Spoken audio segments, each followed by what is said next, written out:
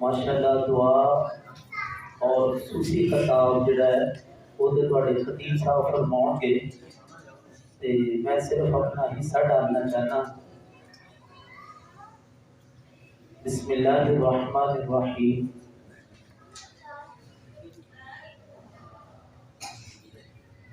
انا اعطیناک الکوثر فصل لربک وانحر ان شانئک هو الابتر۔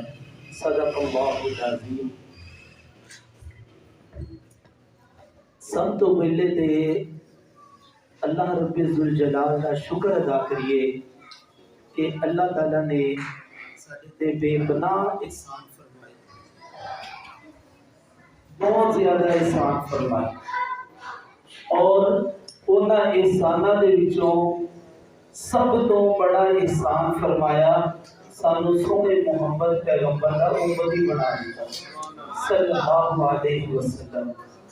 اسی اس نعمت کا جنہ بھی شکر ادا کر لیے نا وہ ادا ہی نہیں ہو سکتا۔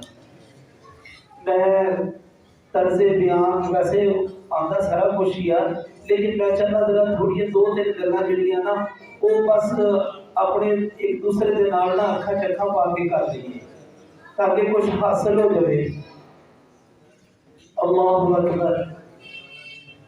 اس قدر بڑا احسان ہے اللہ تعالیٰ نے انسان کو سارا جسم عطا فرمایا، بے پناہ نعمت عطا فرمایا، لیکن قرآن پاک کے اندر کتے بھی اللہ نے یہ نہیں کیا کہ اے میرے بندے میں تینوں عطا فرمایا، میں تینوں عطا فرمایا، میں تیرے احسان کیتا، میں کتے بھی نہیں کیا۔ صرف ایک نعمت کے بارے میں اللہ نے ارشاد فرمایا لقد من اللہ علی المؤمنین اذ بعث فیہم رسولا من انفسہم۔ اسی مومنہ کے احسان فرمایا، انہوں نے سونا محمد عطا فرمایا صلی اللہ علیہ وسلم۔ ایک بہت بڑا احسان۔ اللہ اکبر۔ تسی اللہ تعالیٰ کر لو کہ ساری کائنات احسانات ایک پاسے کرنے محمد کی ذات ایک پاسے صلی اللہ علیہ وسلم۔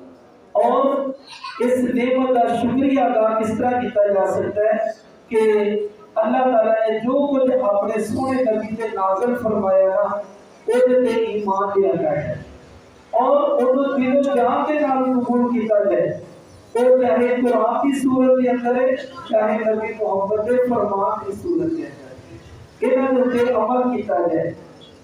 اور اسی اگر اس نعمت کا شکریہ ادا کر